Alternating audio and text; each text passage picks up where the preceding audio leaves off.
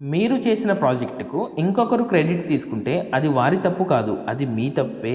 మన పని మాట్లాడాలి, మనం కాదు అనే మాట చాలా మంది కెరియర్ను నాశనం చేస్తుంది. ఆఫీస్లో పెద్ద పెద్ద ప్రాజెక్టులు కంప్లీట్ చేసి అద్భుతమైన అవుట్పుట్ ఇచ్చాక ప్రజెంటేషన్ టైంలో మాత్రం బ్యాక్ స్టెప్ వేస్తున్నారా? ముఖ్యంగా ఇది మన తెలుగు వారిలో బాగా కనబడుతుంది. డే అండ్ నైట్ కష్టపడి పని చేస్తారు, కానీ ఆ పనిని ప్రజెంట్ చేయడానికి మాత్రం మాటలు రావు. ఇలా మన గురించి మనం చెప్పుకోవటం మాకు అలవాట్లేదు అని ఆగిపోతారు. అప్పుడు మనకు చిన్నప్పటి మాటలు గుర్తుకొస్తాయి. మనం చెప్పుకోవద్దు, మన పనే మాట్లాడాలి అని. కానీ నిజానికి మాటలు అసలు ఉద్దేశం అది కాదు. ఆ మాటలు చెప్పినప్పుడు ఆ టైంలో బహుశా కార్పొరేట్ ప్రపంచం గురించి, ఆఫీస్ పాలిటిక్స్ గురించి వారికి తెలిసి ఉండకపోవచ్చు. వాళ్ళు చెప్పింది ఏంటంటే, నువ్వు చేసిన మంచి పనులు, ఇతరులకు చేసిన సహాయం మరియు నీ విజయాల గురించి గర్వంగా చెప్పుకొని అహంకారం పెంచుకోకూడదు అని. అందుకే పని మాట్లాడాలి అన్నారు. కానీ కార్పొరేట్ ప్రపంచంలో ఇది పూర్తిగా పనిచేయదు. ఎందుకంటే శ్రమకు తగిన ఫలితం, కష్టానికి తగ్గ గుర్తింపు లభించకపోవడం కూడా ఒక రకమైన ఫెయిల్యూరే.